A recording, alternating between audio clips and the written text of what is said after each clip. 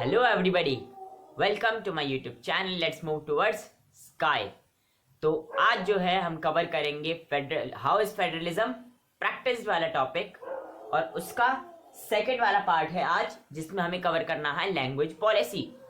इस टॉपिक का जो पहला सब टॉपिक था वो था लिंग्विस्टिक स्टेट्स, जिसकी वीडियो आप मेरे यूट्यूब चैनल पर देख सकते हैं। Linguistic states let's move towards sky type कीजिएगा, क्लास 10th आपको वो वीडियो मिल जाएगी। उसे देखेंगे तो फिर ये और ज्यादा आसान लगेगा, कन्वीनियंट टॉपिक लगेगा।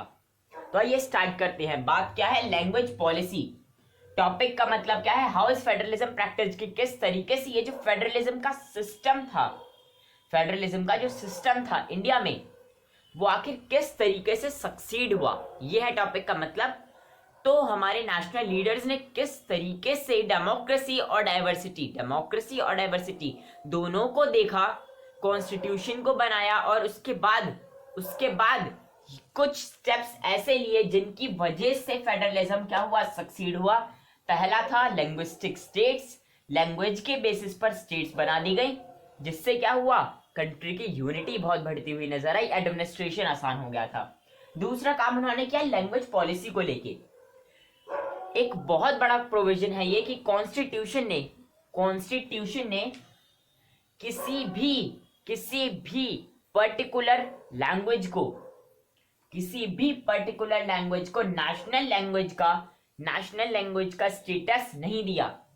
हमारे कॉन्स्टिट्यूशन ने किसी भी लैंग्वेज को नेशनल लैंग्वेज का स्टेटस नहीं दिया।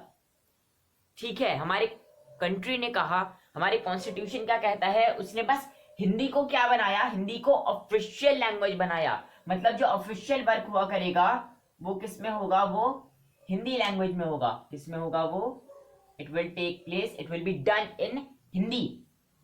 बट क्या प्रॉब्लम आई इसमें प्रॉब्लम ये आई कि इंडिया में सिर्फ और सिर्फ 40% इंडियंस की मदर टंग हिंदी है। मतलब सिर्फ 40% इंडियंस जो हैं वो अच्छे से हिंदी बोलना जानते थे। मदर टंग मतलब बचपन से जो हिंदी बोलता आ रहा हो, ठीक है, वो होता है मदर टंग का मतलब। तो सिर्फ 40% इंडियंस ऐसे थे जिन्हें अच्छे से हिंदी जो बोल सकते थे, 60% ऐसे जिन्हें हिंदी ना।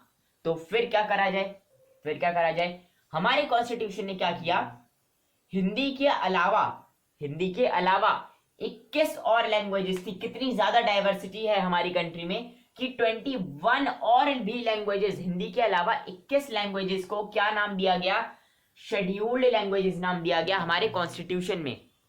21 अदर लैंग्वेजेस, हिंदी को मिला के 22 हो जाती हैं। हिंदी को ऑफिशियल लैंग्वेज कहा, और उसके अलावा 21 अदर लैंग्वेजेस को शेड्यूल्ड लैंग्वेजेस का नाम दिया गया कॉन्स्टिट्यूशन में।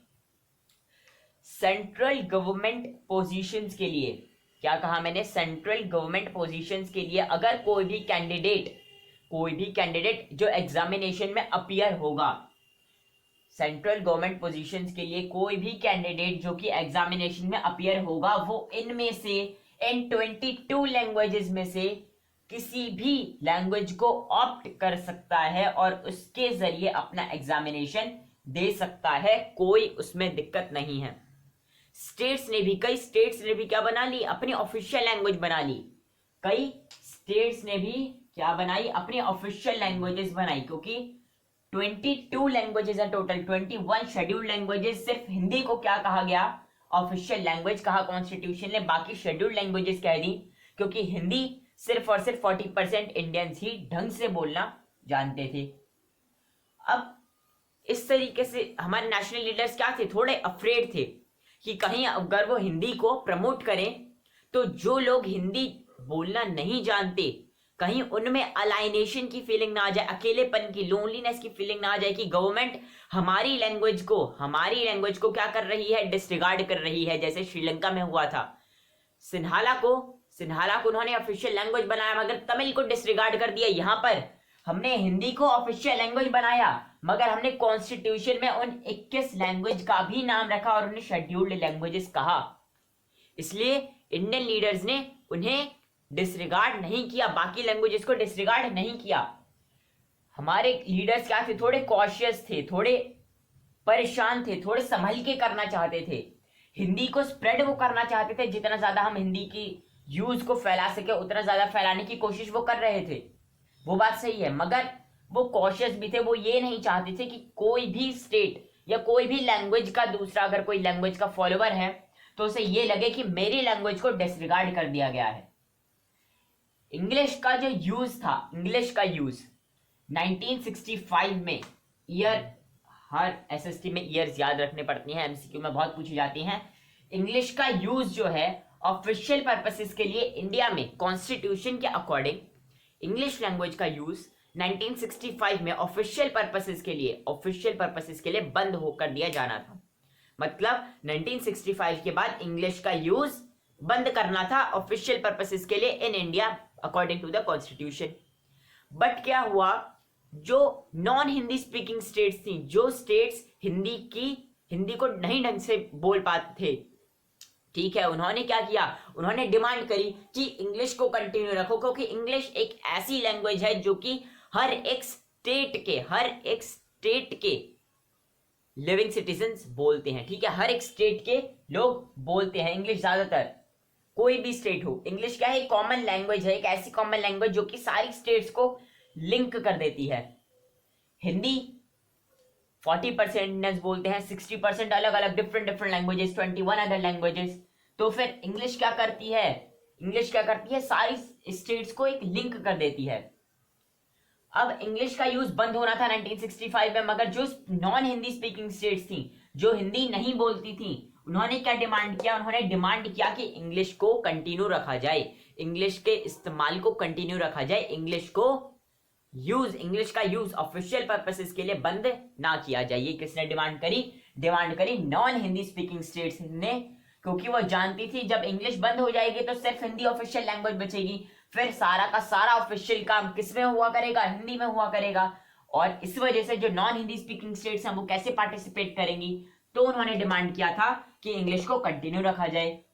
और ये जो डिमांड, क्योंकि गवर्नमेंट चाह रही थी कि ऐसा ना करना पड़े, थोड़ा सा टालने, तो non Hindi speaking states demand कर रही थी कि इंग्लिश को ऑफिशियल पर्पसेस के लिए यूज करना कंटिन्यू रखा जाए। अब इसी डिमांड ने तमिलनाडु में वायलेंट फॉर्म भी ले लिया। तमिलनाडु के लोग थोड़े ज्यादा वायलेंट हो गए इस डिमांड को रखने के लिए कि इंग्लिश को कंटिन्यू रखो, इंग्लिश को स्टॉप मत करो for using the official purposes. अब जब डिमांड इतनी ज्यादा हो गई, वायलेंट भी होने लगी, तो फिर हमारी गवर्नमेंट ने अग्री कर लिया, इंग्लिश को भी कंटिन्यू रखा जाने लगा अलोंग विद हिंदी। हिंदी भी थी, इंग्लिश भी थी, ताकि हर एक स्टेट पार्टिसिपेट कर पा रही थी ऑफिशियल वर्क में, और उसे फिर इंग्लिश को स्टॉप नहीं किया गया एज पर द 1965 रूल। उसके बाद क्या हुआ, promotion of Hindi was official policy of government of India. Government of India की ऑफिशियल पॉलिसी ये थी। ऑफिशियल पॉलिसी क्या थी कि वो हिंदी को प्रमोट करते रहना चाहते थे, मगर उन्होंने क्या किया, उन्होंने थोप नहीं दिया कि हिंदी ही बोलनी है आपको। उन्होंने क्या किया, फ्लेक्सिबिलिटी दिखाई। और वो जो फ्लेक्सिबिलिटी उन्होंने दिखाई, उसी वजह से जो श्रीलंका में सिविल वॉर हुआ था, वो इंडिया में नहीं होने दिया हमारे नेशनल पॉलिटिकल लीडर्स ने।